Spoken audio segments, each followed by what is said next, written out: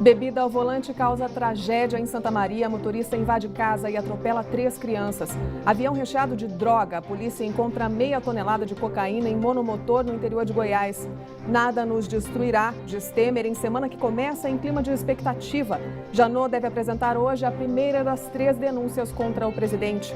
Os fatos da política do DF e do entorno você confere a partir de agora no Band Cidade, primeira edição.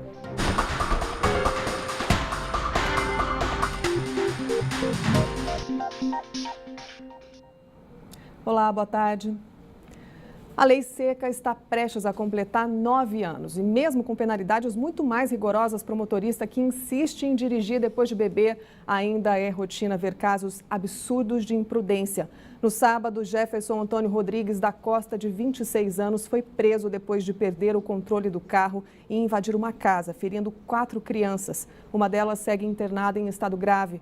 Entre as vítimas estava o próprio filho do motorista embriagado. Jefferson foi solto nesta manhã, depois de pagar fiança de R$ 800. A cena impressiona. Carlos Natan, de 12 anos, estava na calçada quando foi atingido em cheio por um carro desgovernado e em alta velocidade. Ele disse que chegou a ver o carro, mas perdeu a reação. Eu estava lá dentro da casa, né? Aí quando eu saí, eu já vi ele mais ou menos nessa casa branca, que ele já perdeu o controle do carro. Aí ele saiu fazendo zigue-zague. Aí quando eu vi que ele me paralisei. Aí daí quando eu só vi o outro cara gritando, professor, meu nome. Aí daí eu desacordei.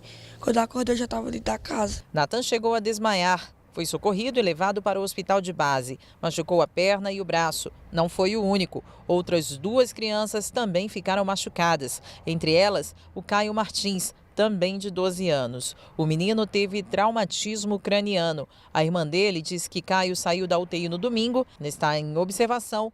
Por pouco, a tragédia não foi ainda pior. Há 6 anos, os moradores realizam aqui na casa cultos destinados a crianças. Todos os sábados. Os encontros costumam ter cerca de 30 participantes. O acidente aconteceu 12 minutos antes da reunião começar. O dono da casa disse que havia saído para comprar um lanche para as crianças quando tudo aconteceu. Quando eu consegui analisar a situação, foi que eu fui ver a gravidade, né?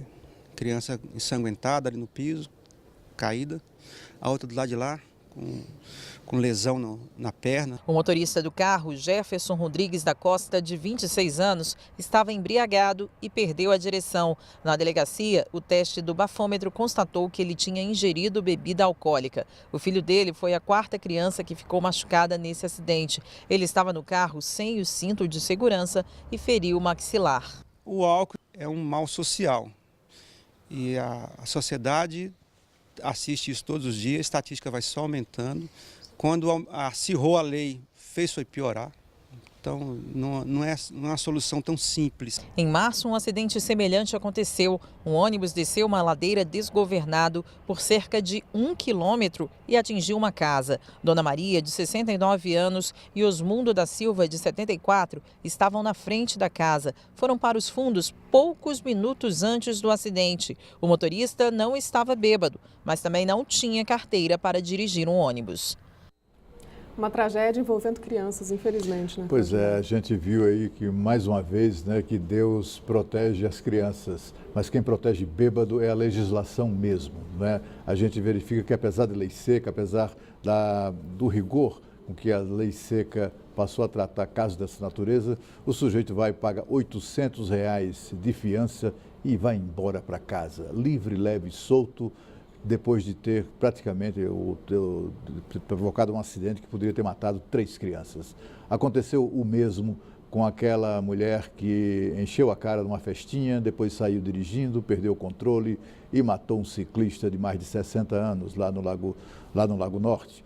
Aconteceu uma semana depois desse caso, aquele em que 2 irresponsáveis, um deles bombeiro, integrante do Corpo de Bombeiros, num racha, atingem e matam uma mulher e o seu filho. E os 2 continuam, todos eles, livres, leves e soltos. A gente vê que os bêbados continuam dirigindo e continuam sendo protegidos, ora pela legislação, ora pelas próprias autoridades. Infelizmente, é muito frequente. O fim de semana foi marcado por graves acidentes de trânsito. No sábado, um motorista com sinais de embriaguez provocou uma batida no eixão norte. Um homem teve ferimentos no rosto. Na BR-080, próximo à cidade Padre Bernardo, um engavetamento deixou 8 pessoas feridas e uma continuou internado em estado grave. Na manhã de domingo, um acidente grave envolvendo 2 carros e um caminhão complicou o trânsito na BR-080, próximo a Padre Bernardo, em torno do Distrito Federal. 8 pessoas ficaram feridas e foram encaminhadas para o hospital da cidade. Uma pessoa continua internado em estado grave. A causa do acidente é investigada. Na noite de sábado, uma mulher de 42 anos foi presa depois de bater em um outro carro no eixão norte. Mesmo com o carro batido, ela fugiu do local e foi parada pela polícia militar no Lago Norte. A PM disse que ela tinha sinais de embriaguez, mas se recusou a fazer o teste do bafômetro. A motorista foi presa e levada para a 6ª Delegacia do Paranoá. Durante filmagem para a polícia, ela confessou ter batido o carro, mas tentou justificar a fuga. Eu bati o carro, entrei numa coisa, uma pessoa estava voltando para casa. Nenhum dos 2 motoristas envolvidos no acidente ficaram feridos gravemente. Vem aumento por aí. O brasiliense que pega a BR-060 vai pagar mais caro pelo pedágio a partir desta terça-feira. O trajeto de Brasília a Goiânia, por exemplo, tem 207 quilômetros e 2 postos de cobrança. O primeiro, em Alexânia, vai aumentar de R$ 4,30 para R$ 5,30. O segundo pedágio, em Goianópolis, sobe de R$ 3,10 para R$ 3,90. A mudança nos valores já começa a valer a partir de amanhã, dia 27. A Procuradoria-Geral da República deve apresentar hoje a denúncia contra Michel Temer. A conclusão da Polícia Federal é que não houve edição na gravação da conversa entre Joesley Batista e o presidente. Diante de uma semana conturbada, Temer busca mostrar força em uma segunda-feira de agenda positiva. Quem traz os detalhes ao vivo é Renata Dourado. Renata, será que ele consegue essa semana? Difícil, viu, Lana? Muito boa tarde para você, boa tarde para o Cláudio Humberto, uma ótima semana para todos que estão aí nos acompanhando. Então, diante de toda essa tormenta política, econômica, o presidente Michel Temer busca aí uma agenda positiva, busca trazer assuntos de interesse à população, e foi exatamente o que a assessoria do Palácio Planalto fez hoje, né? Fazendo uma cerimônia diante da sanção de uma lei, da regulamentação de uma lei que já existe, que é a diferenciação de preços. Então, na prática é o seguinte, se eu for comprar algo e for pagar à vista, seja em dinheiro ou mesmo em débito, então eu tenho aquele poder de barganhar, pedir um desconto. Os próprios comerciantes também já praticam esse desconto, tem valores diferenciados aí a depender de como o consumidor vai pagar. Então foi feita toda uma cerimônia, a gente tem imagens dessa solenidade lá no Palácio do Planalto. O presidente Michel Temer não chegou a falar especificamente sobre essa possibilidade aí dessa denúncia do procurador, que certamente vai apresentar a denúncia, ele tem até amanhã para apresentar essa denúncia, mas a expectativa de que apresente hoje, mas deu alguns recados, viu? Não diretos, mas alguns recados. Um bom entendedor entende exatamente essas palavras dele. Por exemplo, teve uma frase dele que falou o seguinte: nada nos destruirá, nem a mim e nem aos nossos inimigos. Ele também disse que está colocando o país nos trilhos e que não haverá plano B. Enfim, né? Aí a gente interpreta de várias formas.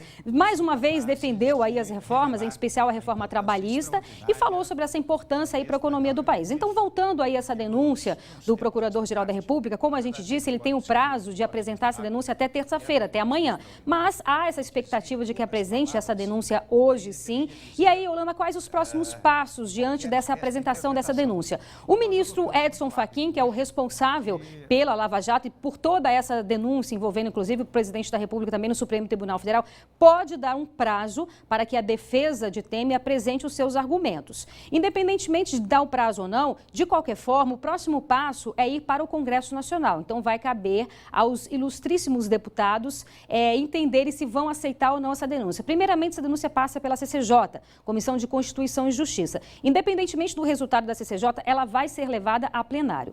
Para que a denúncia seja aceita pelos deputados, serão necessários os votos de 342, a gente está falando no universo de 513 deputados. Se isso acontecer, aí a denúncia volta para o Supremo Tribunal Federal. O próximo passo é os 11 ministros ministros decidirem se aceita ou não essa denúncia, já que tem o aval do Congresso. Se não tiver esse número de votos aí, 342, aí a denúncia já é arquivada, não tem mais nenhum andamento. Se tiver essa votação aí de pelo menos 342, aí, como a gente disse, volta ao Supremo Tribunal Federal, vai caber aos ministros decidirem se aceita ou não. Se aceitarem essa denúncia, aí o presidente Michel Temer fica afastado por um prazo de até 180 dias, que é o prazo para ter o julgamento em si no Supremo Tribunal Federal. A depender desse julgamento, se chegar até lá, claro, a gente está falando aqui de várias etapas e que essa denúncia pode ser interrompida em algumas dessas etapas. Então, se os ministros entenderem que realmente aconteceu tudo isso que a Procuradoria-Geral da República tende a dizer nessa denúncia, ou seja, que o presidente Michel Temer foi conivente, que o presidente Michel Temer também teria recebido dinheiro do grupo JBS, se isso acontecer, aí ele definitivamente é afastado. Mas como a gente está falando de coisas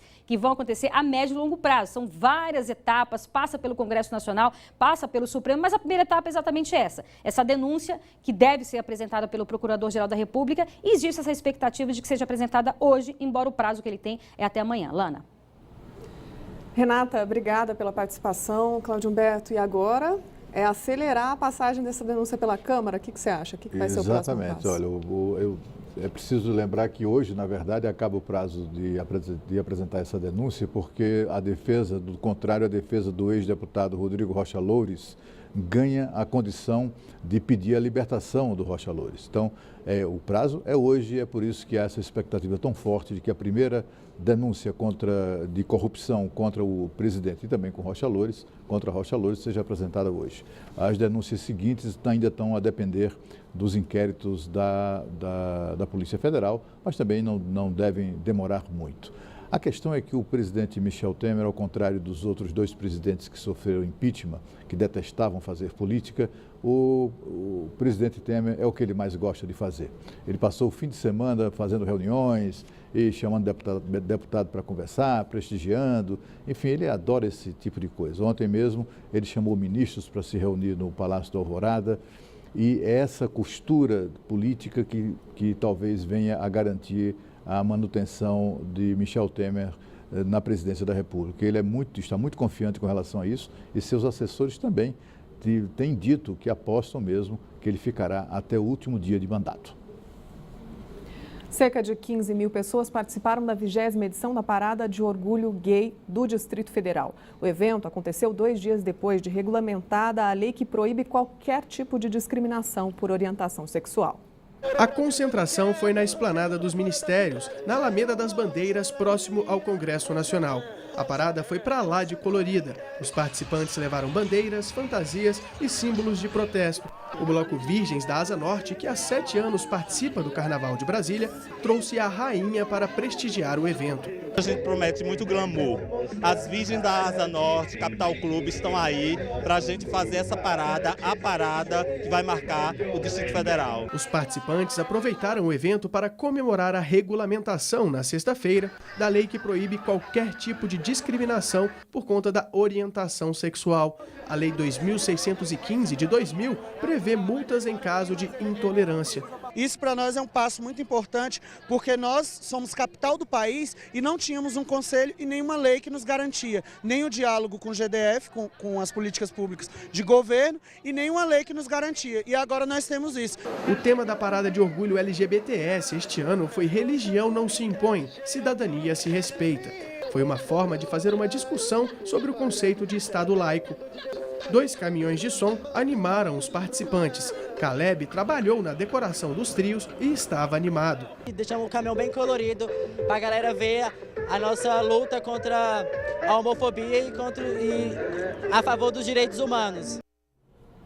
A seguir, polícia encontra meia tonelada de cocaína em avião monomotor no interior de Goiás. O Banco Cidade volta já.